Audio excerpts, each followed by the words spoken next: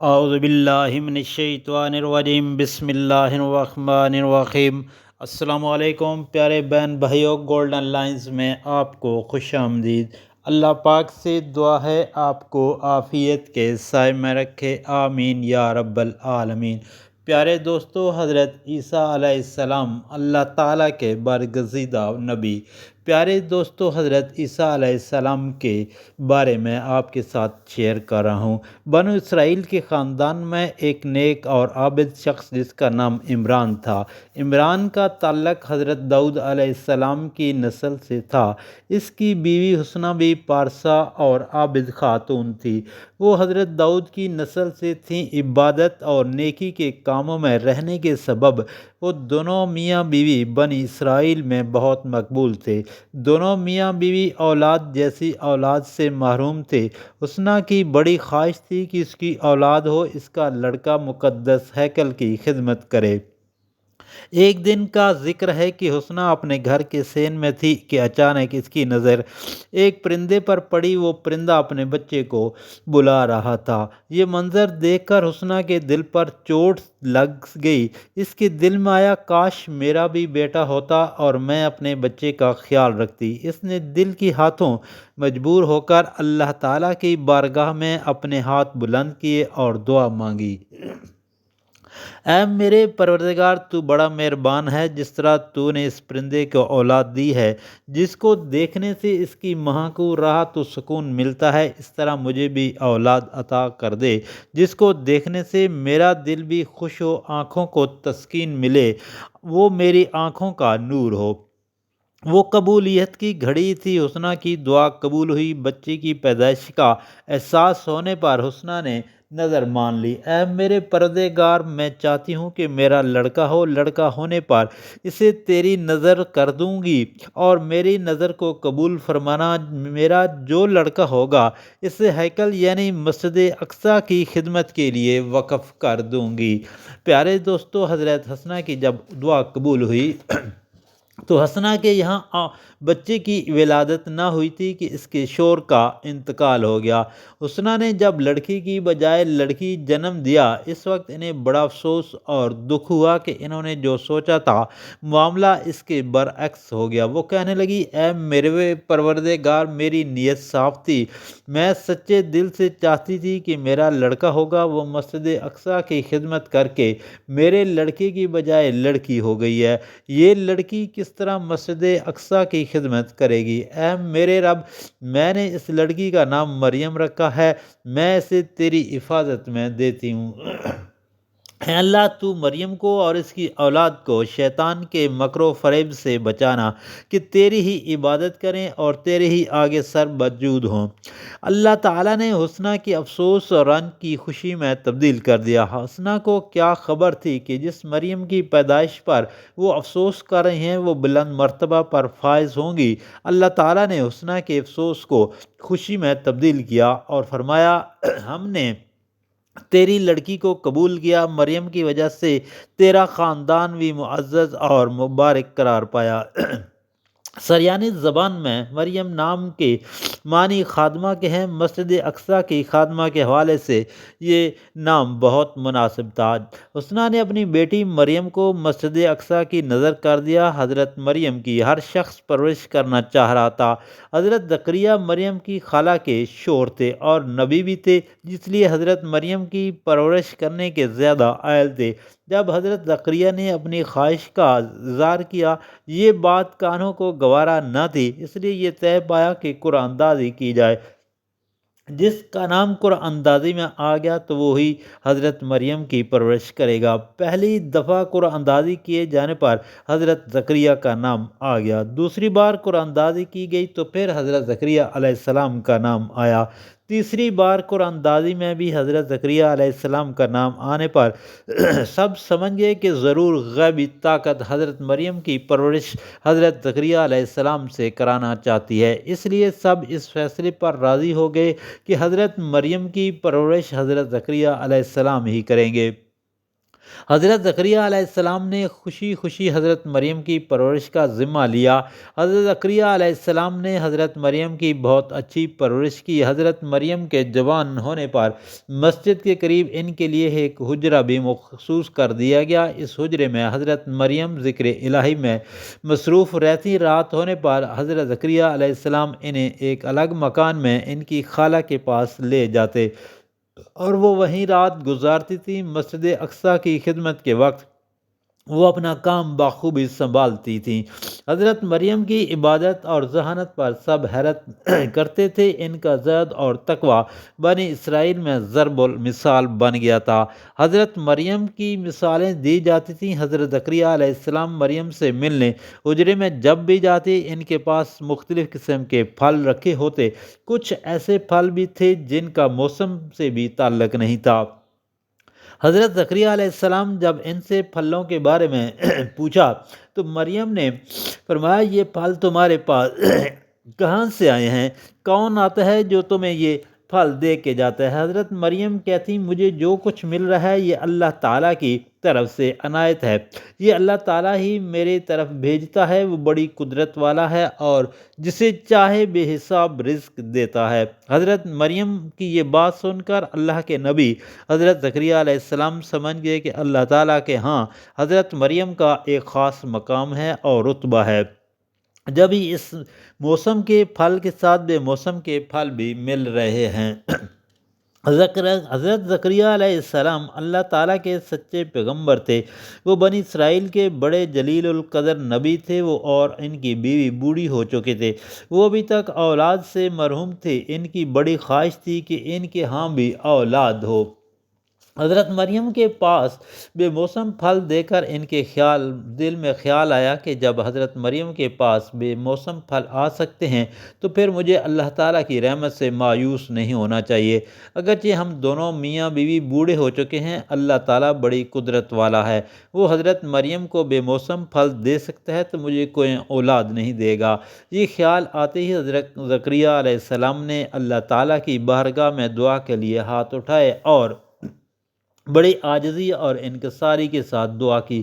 اللہ اپنے نیک بندوں کی دعائیں ضرور قبول فرماتا ہے۔ حضرت زکریا علیہ السلام نے جب اولاد کے لیے دعا کی تو ان کی دعا قبول ہو گئی۔ اللہ تعالیٰ نے فرمایا، اے زکریا، ہم تجھ کو ایک لڑکے کی بشارت دیتے ہیں جس کا نام یحییٰ ہوگا۔ زکریا، یہ نام تیرے ہی لڑکے کے لیے مخصوص تھا۔ اس سے پہلے کوئی لڑکا اس نام کا نہیں ہوا ہے۔ یہ لڑکا بڑا نیک ہوگا اور اس سے نبوت ملے گی اور یہ اپنی قوم کا سردار بھی ہوگا۔ یہ لڑکا میرے ایک حکم کی گواہی بھی دے گا۔ حضرت زکریا علیہ السلام نے عرض کی، اے میرے پر رب، میں بوڑھا ہو چکا ہوں اور میری بیوی بانجھ ہے، میری کیسے اولاد ہوگی؟ اللہ تعالیٰ نے فرمایا، اے زکریا، تیرے رب کے لیے کچھ مشکل نہیں ہے، ہم ہر چیز پر قادر ہیں۔ حضرت زکریا علیہ السلام نے پوچھا، اے میرے رب، مجھے ایسی نشانی دکھا دے جس سے مجھے یقین ہو جائے کہ میری بیوی کے لڑکا ہوگا۔ اللہ تعالیٰ نے فرمایا، تم بات کرنے کے باوجود 3 دن اور 3 رات کسی سے زبان سے بات نہ کر سکو گے، بس اشاروں میں گفتگو کرو گے، بس یہی نشانی ہے۔ اور واقعہ ایسا ہی ہوا۔ حضرت زکریا علیہ السلام اچھے بھلے ہونے کے باوجود بات نہ کر سکے اور لوگوں سے ان کی بات چیت کرنے کو اشاروں سے کام لینا پڑتا۔ حضرت زکریا علیہ السلام کی دعا کا نتیجے میں اللہ تعالیٰ نے ان کو متقی اور پرہیزگار لڑکا عطا فرما دیا۔ ایک دن حضرت مریم علیہ السلام عبادت میں مصروف تھیں کہ اچانک حضرت جبرائیل انسانی صورت میں ان کے سامنے ظاہر ہوئے۔ مریم جو اپنے سامنے کسی آدمی کو کھڑا دیکھا تو وہ خوف زدہ ہو گئیں۔ تم اللہ کا خوف رکھتے ہو تو اس وقت یہاں سے چلے جاؤ، میں تمہیں خدا کا واسطہ دیتی ہوں اور ہر بات سے پناہ چاہتی ہوں۔ حضرت جبرائیل علیہ السلام نے کہا، اے مریم، تو مجھ سے خوف مت کھاؤ، کیونکہ میں انسان نہیں ہوں بلکہ اللہ تعالیٰ کا فرشتہ ہوں اور تجھے بیٹا ہونے کی بشارت دینے آئی ہوں۔ حضرت مریم فرشتے کی بات سن کر حیران رہ گئیں اور پریشانی کے عالم میں بولی، میری شادی نہیں ہوئی ہے، پھر یہ کیسے ممکن ہے کہ میرے لڑکا ہوگا؟ فرشتے نے کہا، اے مریم، اللہ تعالیٰ نے تمہیں جہان کی عورتوں پر فضیلت دے دی ہے۔ اے مریم، تم کو چاہیے کہ اپنے پروردگار کی بندگی کرو، عبادت کرو، اللہ کے آگے سر بسجود ہو جاؤ۔ اے مریم مجھے اللہ تعالیٰ نے بھیجا ہے کہ میں تمہیں بیٹے کی خوشخبری سناؤں۔ اللہ تعالیٰ کے لیے کوئی بات مشکل نہیں ہے، سب آسان ہے، وہ سب کچھ کر سکتا ہے۔ اے مریم اللہ تعالیٰ تمہیں ایک لڑکا عطا فرمائے گا جس کا نام عیسیٰ ہوگا، دنیا و آخرت میں اس لڑکے کا بلند مرتبہ ہوگا، اللہ تعالیٰ کے خاص بندوں میں اس کا شمار ہوگا۔ اس لڑکے کی شان ہی ایسی ہوگی کہ یہ بچہ پیدا ہوتے ہی بولے گا اور اس کے بڑے ہونے پر نبوت مل جائے گی اور انجیل بھی عطا ہوگی۔ تیرا بیٹا عیسیٰ کائنات کی رشد و ہدایت کی خدمت کی تکمیل کرے گا، اور یہ سب اس کے لیے ضرور ہوگا کہ خدا کا قانون قدرت یہی ہے کہ جب وہ کسی شے کو جو دینا چاہتا ہے تو اس کے محض ارادہ اور حکم سے وہ کام ہو جاتا ہے، اور وہ اللہ جسے عزت دے۔ حضرت مریم فرشتے کی بات سن کر خاموش رہیں۔ اللہ تعالیٰ کے حکم سے حضرت جبرائیل علیہ السلام نے حضرت عیسیٰ کی روح پھونک دی اور وہ وہاں سے چلے گئے۔ حضرت عیسیٰ کی پیدائش کے وقت حضرت مریم وہاں سے دوسری جگہ چلی گئیں اور کھجور کے ایک درخت کے نیچے بیٹھ گئیں۔ ایسا حضرت مریم نے اس لیے کیا تھا کہ قوم کے لوگ ان پر الزام تراشی، بہتان اور طرح طرح سے بدنام کرنے کی کوشش کر کے پریشان کریں گے، اس لیے بہتری اس میں جانے کی فی الحال وہاں سے کسی دوسرے جگہ چلے جانا ان کے حق میں بہتر ہے۔ حضرت مریم جہاں پہنچی تھیں وہ جگہ یروشلم یعنی بیت المقدس سے تقریباً 9 میل کوئی سعیر کا ایک ٹیلہ ہے جو اب بیت اللحم کے نام سے مشہور ہے۔ وہاں حضرت مریم کو چند دن ہی گزرے تھے کہ ان کو تکلیف ہوئی، جب انہیں درد زیادہ ہوتا وہ برداشت سے باہر ہو جاتی تھیں۔ اس پریشانی کے عالم میں وہ کہتی، اے کاش کتنا اچھا ہوتا کہ میں اس تکلیف کے ہونے سے پہلے ہی مر جاتی اور لوگ مجھے بھول جاتے۔ حضرت مریم کے یہ کہنے پر نخستان کے نشیب سے ایک فرشتے کی آواز آئی، اے مریم کیوں رنجیدہ ہوتی ہے؟ غم نہ کر، دیکھ تیرے رب نے تیرے لیے چشمہ جاری کر دیا ہے۔ اور اس کھجور کے درخت کو ہلاتا کہ اس درخت میں سے پکی ہوئی کھجوریں گریں، ان کو کھا کر چشمے کا پانی پی اور اپنے بیٹے کو دیکھ کر اپنی آنکھوں کو ٹھنڈا کر، اپنے دل کو خوش کر۔ اگر کوئی شخص آئے تو کہنا میں آج کے دن سے بات نہیں کر سکتی، اس نے روزہ کی منت مانگی ہے۔ اس زمانے میں روزے کی منت ایسی ہوتی تھی کہ روزہ رکھنے والا بات نہیں کرتا تھا۔ حضرت مریم تکلیف سے پریشان ہو گئی تھیں۔ وہ فرشتے کی بات سن کر اور شیرخوار حضرت عیسیٰ کو دیکھ کر وہ خوش ہو گئیں۔ حضرت مریم کو جب یہ خیال آتا کہ بن باپ کے بچے کی پیدائش پر قوم کے لوگ کیا کہیں گے، حالانکہ خاندان اور قوم ان کی عصمت اور پاک دامنی سے ناآشنا نہ تھے، پھر بھی ان کے حالات بڑے پریشان کن تھے۔ ان کے ذہن میں یہ خیال بار بار آتا تھا، اس بن باپ کے بچے کو دیکھ کر وہ کیا کہیں گے۔ حضرت مریم کے کرب اور بے چینی میں مبتلا رہنے پر ایک فرشتے کے ذریعے اللہ تعالیٰ نے پیغام دیا، اور وہ دوستو پیغام یہ تھا کہ جب تو اپنے قوم کے پاس پہنچے وہ تجھ سے اس معاملے میں کے متعلق سوالات کریں تو خود جواب نہ دینا، بلکہ اشارے سے کہہ دینا کہ میں روزہ دار ہوں، اس لیے آج کسی سے بات نہیں کر سکتی۔ تم کو جو کچھ بھی پوچھنا ہے اس بچے سے پوچھو، یہ تمہیں بتائے گا۔ حضرت مریم فرشتے کی بات سن کر مطمئن ہو گئیں اور بچے کو گود میں لے کر بیت المقدس کو روانہ ہو گئیں۔ حضرت مریم جب شہر پہنچی تو لوگ ان کے پاس حضرت عیسیٰ کو دیکھ کر حیران رہ گئے۔ سب نے انہیں گھیر لیا اور ان سے پوچھا، اے مریم یہ تم نے بہت ہی عجیب بات کر دکھائی ہے، ہم نے کبھی سوچا بھی نہ تھا تم ایسا کرو گی۔ اے ہارون کی بہن، نہ تیرا باپ برا تھا نہ تیری ماں بری تھی، پھر تم نے یہ کیا کر دکھایا؟ حضرت مریم نے انہیں براہ راست جواب دینے کے بجائے حکم خدا کی تعمیل کی اور لڑکے کی جانب اشارہ کیا، میں آج روزے سے ہوں، تمہیں جو کچھ بھی پوچھنا ہے اس بچے سے پوچھ لو۔ لوگوں کو بڑی حیرت ہوئی کہ حضرت مریم نے یہ کیا بات کر دی، کبھی شیرخوار بچے بھی اب کسی سے بات کرتے ہیں جو یہ ہم سے کرے گا۔ وہ بولے، اے مریم اس شیرخوار سے ہم کیسے بات کریں جو ابھی ماں کی گود میں بیٹھنے کی پوزیشن میں بھی نہیں ہے، یہ ہمیں کیسے جواب دے گا؟ حضرت عیسیٰ نے فوراً کہا، میں اللہ کا بندہ ہوں، اللہ نے اپنی تقدیر میں مجھ کو کتاب دی ہے اور مجھے نبوت عطا کر کے بنی اسرائیل کی جانب بھیجا ہے۔ ماں کے ساتھ اس نے سلوک کی ہدایت اور تاکید فرمائی ہے، عبادت کرنے اور زکوٰۃ دینے کی ہدایت فرمائی ہے۔ اللہ تعالیٰ نے اپنے خاص فضل و کرم سے مجھ کو سرکش اور بدبخت پیدا نہیں کیا۔ اللہ تعالیٰ کی طرف سے مجھ پر سلامتی کا پیغام ہے۔ جس دن میں پیدا ہوا اور جس دن میں مروں گا اور وہ جس دن پھر زندہ اٹھایا جاؤں گا، سلامتی ہی سلامتی رکھی ہے۔ قوم نے شیرخوار بچی کی زبان سے ایسی حکیمانہ باتیں سن کر یقین کر لیا کہ حضرت مریم پاک دامن ہیں، ہر قسم کی برائی اور گناہ سے پاک ہیں۔ بچی کی پیدائش کا معاملہ اللہ تعالیٰ کی ایک نشانی ہے۔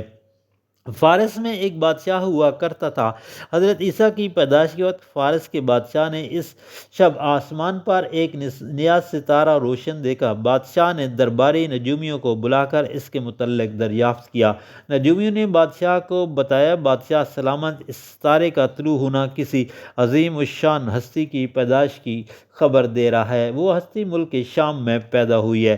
بادشاہ نے یہ سن کر ایک وفد کو خوشبوؤں کے ساتھ عمدہ تحفے سے لیس کر کے شام کے لیے روانہ کر دیا۔ وفد کو یہ ہدایت بھی کی کہ وہ بچے کے حالات اور واقعات معلوم کریں۔ وفد جب شام پہنچا اور وہاں اس نے تفتیش کرتے ہوئے یہودیوں سے پوچھا، ہم اس بچے کی ولادت کا حال پوچھنے آئے ہیں جو مستقبل میں قریب میں روحانیت کا بادشاہ ثابت ہوگا۔ اہل فارس کی زبان سے یہ کلمات سن کر یہودیوں نے اپنے بادشاہ ہیرودیس کو خبر کر دی۔ بادشاہ نے فارس کے وفد کو دربار میں بلایا اور ان کا حوال لیا۔ ان کی زبانی واقعہ سن کر بادشاہ بہت گھبرایا۔ اس نے بچے کے متعلق معلومات جان کر وفد کو جانے کی اجازت دے دی۔ پارسیوں کا یہ وفد بیت المقدس پہنچ گیا۔ حضرت عیسیٰ کو دیکھ کر انہوں نے اپنے رسم و رواج کے مطابق ان کو سجدہ تعظیم کیا، ان کے لیے تحائف دیے۔ چند روز وہاں قیام کر کے یہ وہاں سے روانہ ہو گیا۔ دوران قیام وفد کے بعض آدمیوں نے خواب میں دیکھا کہ بادشاہ ہیرودیس اس بچے کا دشمن بن گیا ہے، اس لیے تم اب اس کے پاس نہ جاؤ بلکہ وہیں سے سیدھے فارس روانہ ہو جاؤ۔ وفد نے روانہ ہونے سے قبل حضرت مریم کو اپنا خواب سناتے ہوئے دیکھا۔ یہ خواب دیکھ کر ہمیں یہ محسوس ہو رہا ہے کہ یہودیوں کے بادشاہ ہیرودیس کی نیت خراب ہے اور اس بچے کا دشمن ہے، اس لیے بہتر یہی ہوگا کہ تم اس بچے کو ایسی جگہ لے جاؤ جو بادشاہ کی دسترس سے باہر ہو۔ حضرت مریم نے وفد کے مشورے پر عمل کیا اور حضرت عیسیٰ کے ساتھ اپنے بعض حدیثوں کو ساتھ لیا اور مصر چلی گئیں اور وہاں سے ناصرہ چلی گئیں۔ حضرت عیسیٰ کے 13 سال کی عمر پہنچنے پر وہ بیت المقدس واپس لوٹ آئیں۔ حضرت عیسیٰ علیہ السلام کو جوان ہونے پر اللہ تعالیٰ نے نبوت سے سرفراز کیا اور معجزے عطا فرما کر بنی اسرائیل کی جانب بھیجا۔ حضرت عیسیٰ علیہ السلام قوم کے پاس آئے، فرمایا، میں خدا کی طرف سے کچھ نشانیاں لے کر آیا ہوں، میں تمہارا رسول ہوں، میرا کہنا مانو، میری اطاعت کرو، کیونکہ تمہاری اصلاح کی خدمت میرے سپرد ہوئی ہے۔ میں تمہارے لیے پیغام ہدایت لے کر آیا ہوں۔ اللہ تعالیٰ میرا بھی رب ہے اور تمہارا بھی رب ہے، اس لیے تم پر لازم ہے کہ اس کی عبادت کرو، اس کے راضی ہونے پر فکر کرو اور اس سے ہی ڈرو اور اس سے امید رکھو۔ جب تم ایسا کرو گے تو یہ چیزیں تمہیں اللہ کے راستے پر لے جائیں گی اور اس میں ہی تمہاری بھلائی ہے۔ اللہ تعالیٰ اپنے پیغمبروں کو معجزات عطا کرتا ہے، اس طرح مجھے بھی اللہ تعالیٰ نے یہ معجزہ عطا فرمایا ہے کہ میں مٹی کا ایک پرندہ بناتا ہوں، پھر اس میں ایک پھونک ماروں گا تو وہ حکم کے خدا سے اڑ جائے گا اور اس کے حکم سے پیدائشی اندھے کو اور کوہڑی کو اچھا کر دیتا ہوں اور ایک حکم سے مردے کو زندہ کر دیتا ہوں۔ تم لوگوں نے گھر میں کیا کھایا پیا ہے، کیا چھوڑ کر آئے ہو، وہ مجھ سے پوچھو، میں بتا سکتا ہوں کہ تم کیا کھا کر آئے اور چھوڑ کر آؤ۔ بے شک یہ سب نشانیاں اللہ تعالیٰ کی طرف سے ہی ہیں، ان پر یقین کر لو۔ میں بشر بھی ہوں، تم کو بشارت دیتا ہوں کہ میرے بعد اللہ تعالیٰ ایک نبی پیدا فرمائے گا اور جس کا نام محمد صلی اللہ علیہ وآلہ وسلم ہوگا۔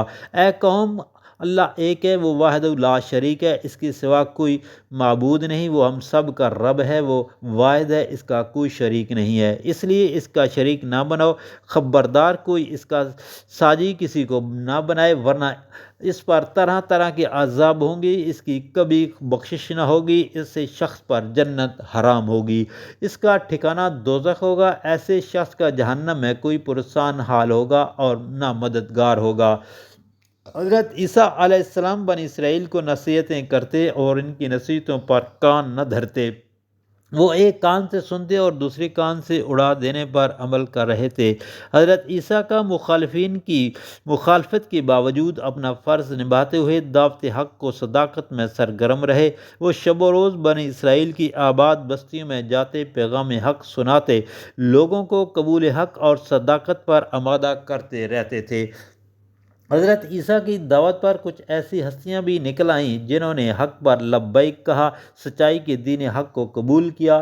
ان لوگوں میں وہ لوگ بھی تھے جو نہ صرف ایمان لے کر آئے بلکہ دین حق کی سربلندی اور کامیابی کے لیے جان و مال کی بازی بھی لگا دی، خدمت دین سے نہیں ہٹے تھے، جو حضرت عیسیٰ کے ساتھ رہ کر تبلیغ و دعوت کا کام سر انجام دیا کرتے تھے۔ اس خصوصیت کی بنا پر وہ حواری جو انصار اللہ یعنی اللہ کے دین کے مددگار کے نام سے پکارے گئے، ان ہستیوں نے پیغمبر خدا کی حیات کی پیروی کی، سخت اور نازک سے نازک حالات سے نہ گھبرائے، حضرت عیسیٰ کے سچے ساتھی و معاون ثابت بن کر دکھایا۔